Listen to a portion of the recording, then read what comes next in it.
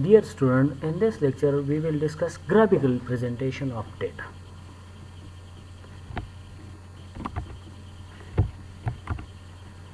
Graphical presentation. Graphs are used to compare two or more than two sets of data. Data represented through diagrams, charts, or graphs attract attention easily, and the visual comparison and interpretation provided by them leave more striking impression on the mind than any other form.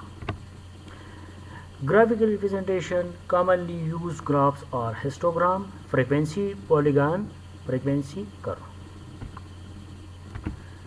Graphical presentation of quantitative data commonly use graphs or histogram, frequency, polygon, and frequency curve.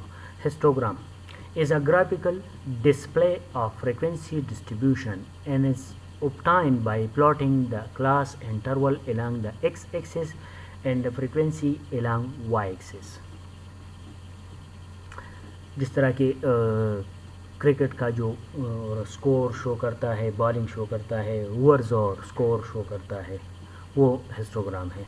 Frequency polygon is a graph obtained by joining by straight line the midpoint of the tops of the bars of the histogram.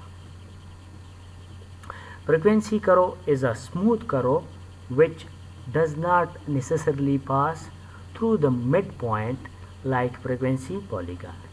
This curve is very important as analysis of the data depend on the shape of the curve drawn. Histogram हम इस तरह graph show करते हैं जिस तरह की for example आप इसको कह दें कि ये जो ऊपर 30 तक है, ये अगर आप 6 तक ले लें, यानी एक ओवर में 6 बॉल होता है, ये स्कोर होता है फ्रीक्वेंसी, यानी फर्स्ट ओवर में आप 30 स्कोर हो गया, सेकंड ओवर में 20 स्कोर हो गया और एक में 10 हो गया, मतलब ये उसका ग्राफ शो करता है. तो इस तरह ये हिस्टोग्राम है. और जो क्रिकेट का जो टेबल है, डायग्राम है, वो उसको जो हम शो करते हैं कि इतने ओवर्स हो गए हैं और इतना रन्स है, तो वो हिस्टोग्राम से शो करते हैं. मतलब ज़्यादातर ये सैम्पल डेटा के लिए ये वाला यूज़ होता है. ये हिस्टोग्राम है. नीचे जो हॉरिजॉन्टल लाइन है, ये मिड पॉइंट आप देख सकते हैं 60, और ये जो वर्टिकल फ्रीक्वेंसी शो करता है, यानी how many runs made in 1 over and 2 over and 3 over, तो ये हिस्टोग्राम है. फ्रीक्वेंसी पॉलीगॉन में for continuous data in simple और कॉम्प्लेक्स टेबल, ये फ्रीक्वेंसी हम इस तरह शो करते हैं. और नीचे एक फॉर एग्जांपल हमने स्टार्ट लिया 155, 160, 165, तो और ऊपर जो वर्टिकल लाइन है ये इसका फ्रीक्वेंसी डिनोट करता है. Similarly right hand side you can see just the graph frequency और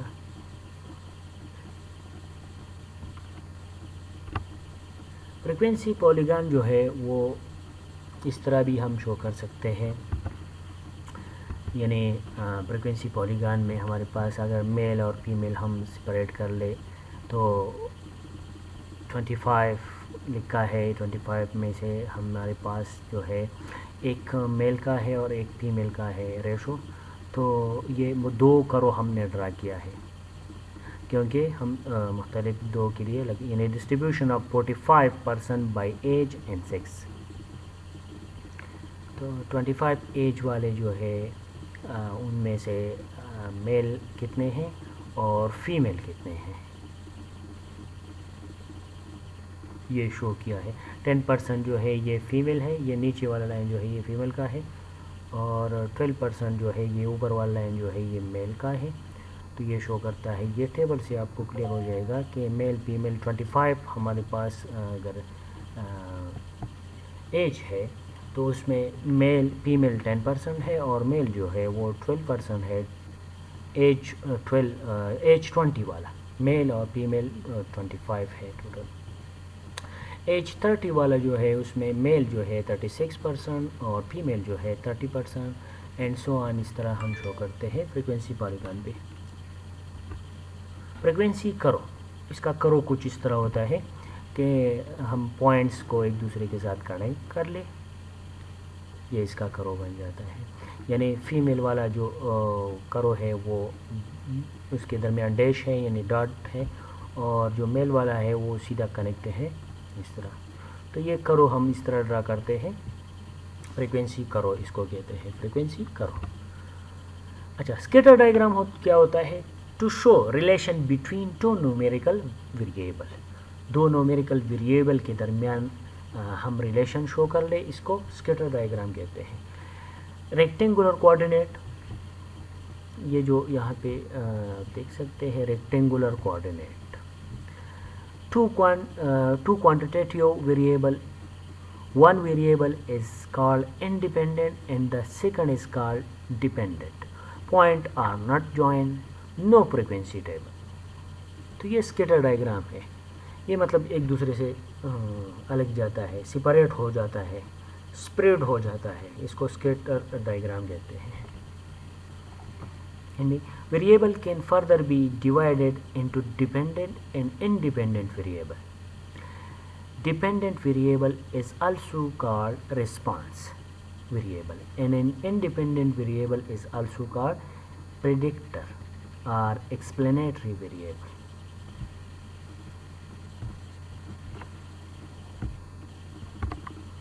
Scatter plot pattern, ये पैटर्न आप देख सकते हैं यहाँ पे। The figure below show common pattern of correlation, ये कोरिलेशन यानी दो वेरिएबल के दरमियान जो रिलेशन है जो शो करता है उसको कोरिलेशन कहते हैं। कोरिलेशन क्या है? The relation between two variables.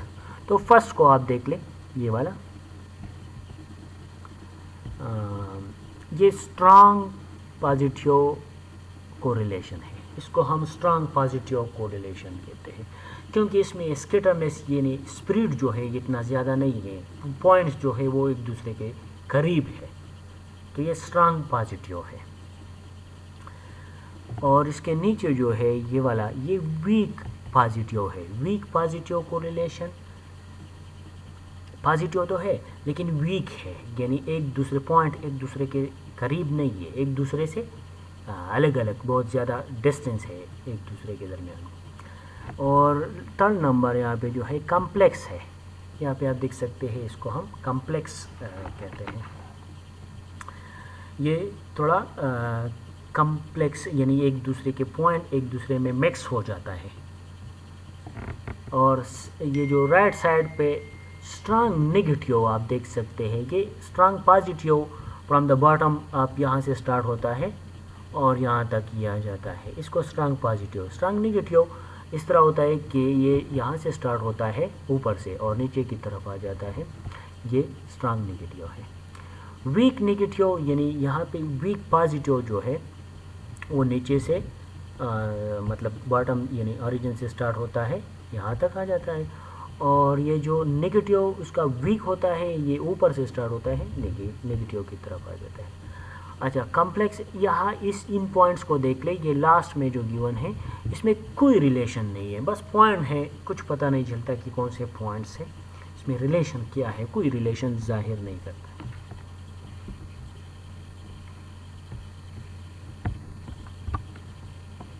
Thank you so much.